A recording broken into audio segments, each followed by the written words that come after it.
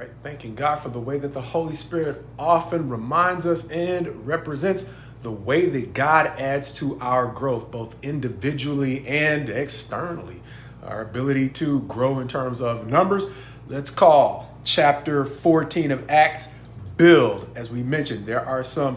things that distinguish the leadership of Paul and Barnabas at this point from the attempts to control seen by the opposition that in this chapter we will see are now following them from town to town. And one of those signs is going to be the way that, as opposed to chasing down and stamping out other ministries, the way that Paul did when he was associated with those opposing the church in Jerusalem, he is now focused on building not only the church in Antioch, but now these other churches as he is traveling on his way. In chapter 14, we see that in the first 7 verses where he has found himself, or they found themselves at Iconium, once again starting out in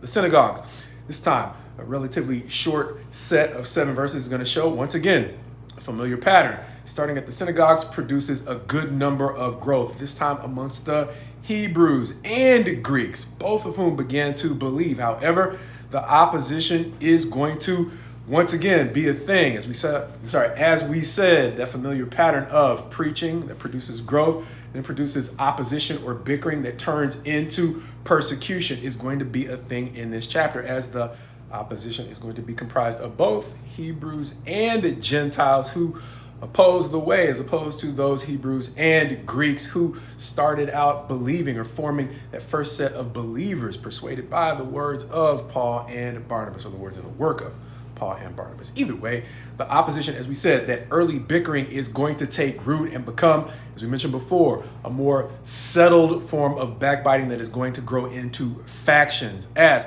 they, meaning Paul and Barnabas, are still going to find enough stability there to be able to strengthen the believers there. And it's not, of course, just going to be them strengthening the believers, because the signs that what they're saying is actually true beyond the credibility that they might have established with those who believe. It comes from the Holy Spirit adding growth, and that is what it's going to say. Signs and wonders from God are going to strengthen the work that Paul and Barnabas are doing in Iconium. However, as we said, the opposition eventually solidifies into persecution that is going to once again drive them out, as verses 8 through 18 are going to find them in Lystra. Once again, finding some traction, this time not so much through preaching as an early opportunity to, as we mentioned, add to their talk some kind work, as Paul is going to perform a great healing as he sees a man crippled from birth who nevertheless seems to have the faith to be healed. And with that faith, Paul is actually going to be able to heal him, and that's going to get a lot of attention, causing a great impression to be left on those who find out what Paul has done. So much of an impression that even though they seem to be, I would say, God-fearing people, they are more like God's-fearing people, because they are going to call Paul and Barnabas, not in that order, Zeus and Hermes. They're going to call Barnabas Zeus and Paul Hermes, because he does most of the talking, and Hermes is the Greek god from which we get the term hermeneutic, because he was traditionally attributed, or what was attributed to him was the gift of gab, for lack of a better term. Anyway, Paul and Barnabas are going to be upset about that and try to put a damper on the attempts to exalt them as being something more than they are, understanding that just as we saw the Spirit empowering the churches they have worked at before, the Spirit is the one who actually gave this man the ability to walk. Paul simply understood what was possible, and the possibilities are going to turn into something that is going to require them to manage the praise that the people are now heaping on them. But they're going to have help, as there's going to be a great turn in the attitude of the people, as those who oppose them from Antioch and Iconium are going to show up and actually cause the crowd to flip against Paul and Barnabas to the degree that they are actually going to stone Paul and leave him for dead. But Paul, not being dead, is going to make his way back to the brothers, who are then going to make their way, at least the party that is on this missionary journey, are going to make their way on to Derbe and back to Lystra, likewise Iconium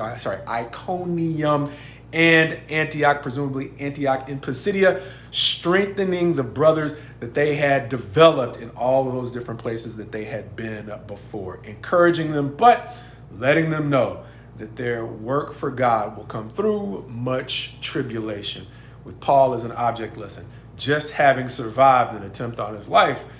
by those who tried to stone him. As the chapter will end up with them going back to Antioch, the one that actually sent them out on the missionary journey, to report all that not they had accomplished, but that God had accomplished through them along this missionary journey, as it's commonly known now. Reminding me that, as we might have already mentioned, the difference between Paul and Barnabas, that squad, and the opposition might in a lot of ways be the same difference that we see in Paul and Paul, meaning Paul now and Paul when he was